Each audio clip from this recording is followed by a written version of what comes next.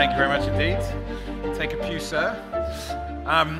So I'm not sure how much of the previous couple of discussions you've managed to catch, but just for the benefit of our crowd here, tell us what you do at Make My Money Matter. Because you've done a lot of stuff in the past as well, but what are you working on?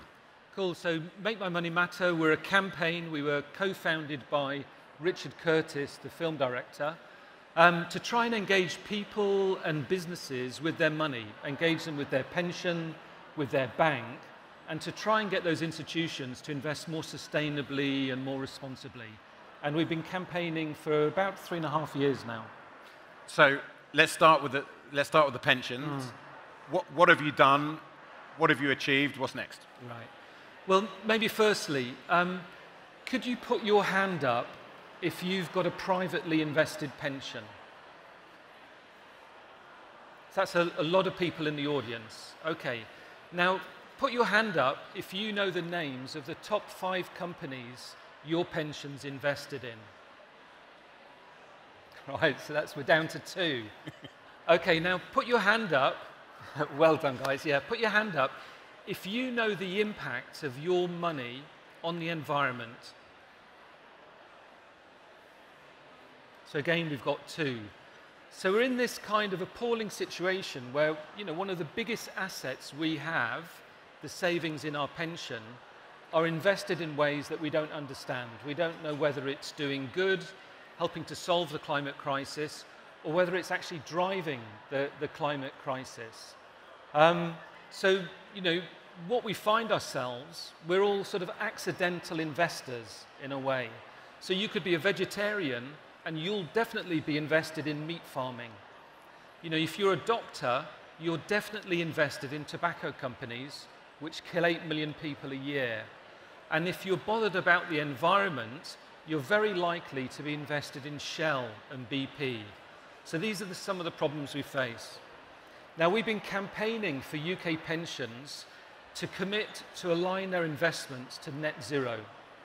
And not just net zero sometime in the future, but including halving of their emissions this decade.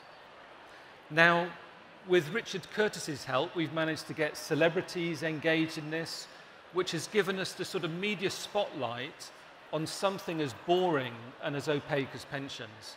So in the Daily Mail, the Mirror, the Sun, you'll see a headline saying pensions actually, a picture of Hugh Grant, and it'll say Richard Curtis, director of Love Actually, has co-founded Make My Money Matter, and today is praising Nest Pension for committing to net zero and trying to reshape their portfolio of investments.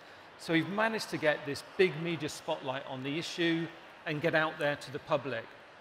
And then what we've done is get thousands of people to write to their pension scheme demanding it commit to net zero and deliver on that. And then really importantly, we've got 120 businesses to commit to provide their staff with net zero pensions, something their staff want and something that puts a lot of commercial pressure on the pension funds. So this sort of campaigning, the engagement of people like you, of businesses like your own, has meant that over 60 schemes in the UK have made serious commitments on net zero. That's around £1.5 trillion of assets under management, a huge amount of money. Over half of the UK pensions industry assets will now be committed to net zero. So that's the first step, that commitment. The next thing is we have to hold them to account for delivery of that. So last year we published the Climate Action Report and it ranked the top 20. The pension funds absolutely hated this. They've never been ranked in that way before. Suddenly they were. They don't like the transparency necessarily. No. And it led already to a bit of a change. So some of those companies in the bottom of it, they took that report to their top management teams and said, look, we're being hammered by this campaign. We're at the bottom of the league table. We need more staff. We need staff to help us work on climate change, staff to help us on deforestation and nature. And I know quite a few of those teams have grown from 2 people to 7 or 8 now. That's fantastic. one company, Ella's Kitchen, it's a B corporation, it makes baby food. They were with one of the providers in the bottom of the league table. They got financial advice. They moved to the one in the top. Again, that commercial pressure in action. So, we're seeing progress, but what we need continuously is engagement from pension savers and engagement from businesses to keep the pressure on, to hold them to account, to ask them, what emissions reduction have you made this year on your path to halving emissions this decade? Do you have a policy to prevent investment in companies that are driving deforestation in the Amazon or in the Congo? So these kinds of things. So what I'd be asking for you on your pensions is keep engaged. And as a business, make sure your staff are being offered a net zero aligned pension. When Ella's Kitchen moved, their staff fed back that it was the one thing they valued most that year from the company. Not the Christmas party, not all those other things, but actually having a decent pension that's trying to contribute to the right kind of change in the world. So this kind of advocacy, this kind of public messaging, and I think we're going to, in a moment, we're going to have perhaps see some examples of your work. That this has had tangible impacts in the pension sphere.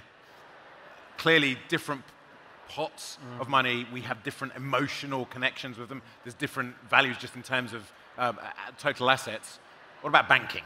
So banking, I mean, pretty much every adult in the UK has a bank account with one of the big 5 high street banks: Barclays, HSBC, Santander, NatWest and Lloyds.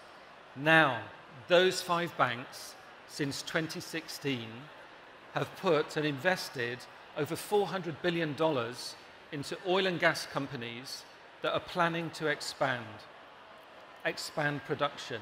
Now, the International Energy Agency says we have enough fuel, enough oil and gas reserves, explored, understood. We don't need more. If we have more, there's no chance at all of limiting global warming to below 1.5 degrees. Everyone agrees that that's a sort of accurate assessment of where we are and what we need to do. But these 5 high street banks are all financing oil and gas companies, Shell and BP, that are all planning to expand. And they know that's wrong. They know that will cause harm. So we launched a campaign on the banking sector. And again, with that same style that we used with on pensions, how do we engage the public to understand the role their bank's playing in society and in the climate and nature emergency? So I'll show one of the tools that we've used for that, and we could just show a video now. Yep. Tell me if that's right. Roll video, please, tech team. You posted about me. Come on, that's professional suicide. Yeah, but you're constantly posting about the millions that you're giving to green energy. What do you want me to do? Post about the billions I give you every year? He'll tell everyone now that he loves renewables, and then he turns around to me and tells me that he loves me. Well, which is it? Well, obviously it's you. It's always been you.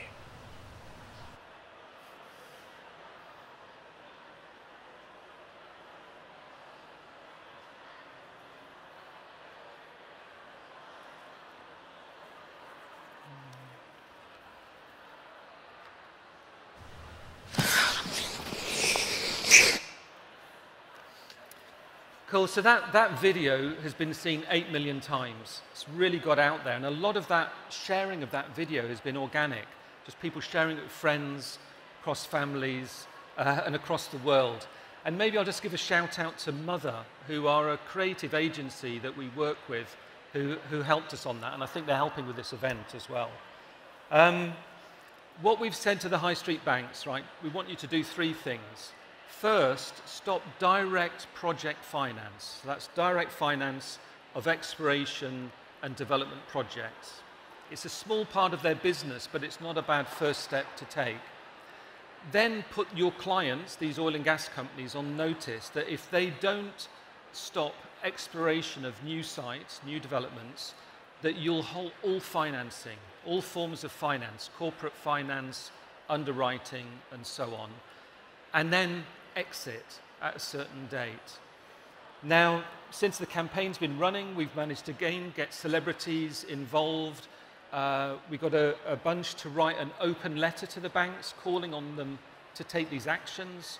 So we had Emma Thompson, Stephen Fry, but people like Christiana Figueres, Vanessa Nakate, Deborah Meaden, who you saw earlier, Bevis, who was here a minute ago, all signing up to it, making that demand. And then lots of people writing to their bank asking for that change to happen. And then we've had meetings with all of their teams. I've met with James, I don't know how many times, who was here earlier. But from CEOs all the way down to their climate and sustainability teams. We launched a campaign around Wimbledon. So Wimbledon was sponsored by Barclays, who were the worst offender.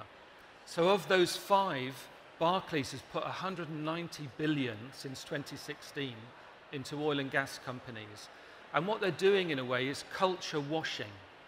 So by being associated with Wimbledon, they're seen as a good thing. Wimbledon's one of our national treasures. And we pointed out to Wimbledon that they've got an amazing environmental plan for Wimbledon. They're doing geothermal energy, they're replacing all their gas boilers, and then they're sponsored by the worst fossil fuel bank in Europe. Those are the contradictions. That's where we find ourselves. And that's where, if you've got a bank account with Barclays in the audience, you're finding yourself now. So where do we take this then? So we've been working with NGOs who've got bank accounts with those banks. So just recently, Christian Aid, one of those development NGOs, left Barclays and moved to Lloyds. We did a freedom of information request with almost 100 universities across Britain that have made commitments to divest their endowments from oil and gas company investments. A fantastic step. Thousands of students campaigned for that to happen for ages. They've made those commitments, but 75% of them bank with Barclays, in direct contradiction, again, of their approach to sustainability as a university. So we'll keep moving this campaign forward, trying to get NGOs, universities to move, and businesses as well. And this is a challenge. You know, you'll have a corporate bank account, you get all kinds of services, you might get finance, you need to, you know, look for where you can go if you're with one of the big fossil fuel banks. Right. And it is a serious challenge. You know, you heard from Triodos earlier, they're not quite ready yet with a business proposition. Yeah. One of the most important things you can do is write to your bank just saying how unhappy you are with this situation, and then you're exploring other options. So that's the call to action. That's the call to action. It's not just leave straight away. Use the power you have as their customer to try to get them to change. And we'll need to see more of that action happening. One question from me, then a couple from the crowd, because it's almost lunchtime. Obviously, we've kind of ended up in this position where you've ranked people, and there are, you know, kind of good guys and bad guys. Barclays are not on the stage to answer, but what is their justification? Because I'm sure they have one. And we've heard NatWest say actually a just transition involves working with people. What do Barclays say to you to give I've met their head of sustainability, their head of climate. What they say is that they have a net zero plan as a bank, and that they work with their clients to help them transition to net zero. So that's helping Shell transition from where it is now to net zero. Now, Shell has a net zero plan. I think it involves growing a forest about as big as India, and it involves a reliance on carbon capture technology that barely works right now. It's not a serious plan. And if you ask any scientist, they'll tell you the same. So what we're saying to NatWest and to Barclays and others is you need to set out what you think is a credible transition plan for your customers, these oil and gas companies. And if they don't meet that, then you need to say you're not going to help them as a client. That's a brave move. It's a brave move, but you know, we saw Lloyds, HSBC and NatWest stop direct project finance as a result of the campaign. For Lloyds, oil and gas business is only 1% of their business. It's a small fraction. And they could flip this. They could say, right, you know, if you're not credible, we're leaving you, and instead we'll invest that capital in climate solutions, in renewable energy, in new technologies. And then if they did that, if Lloyds did that, and I've said this to the CEO of Lloyds, if you did that, we'd be praising you in the media and calling on everyone with Barclays and HSBC to leave overnight. And Lloyds can offer the scale of corporate services as well as customer services. So there's an opportunity for them to do the right thing and make money and serve the interests of their customers, all of you, who are becoming increasingly, you know, angry about these issues and wanting to see the change. The power of campaigning.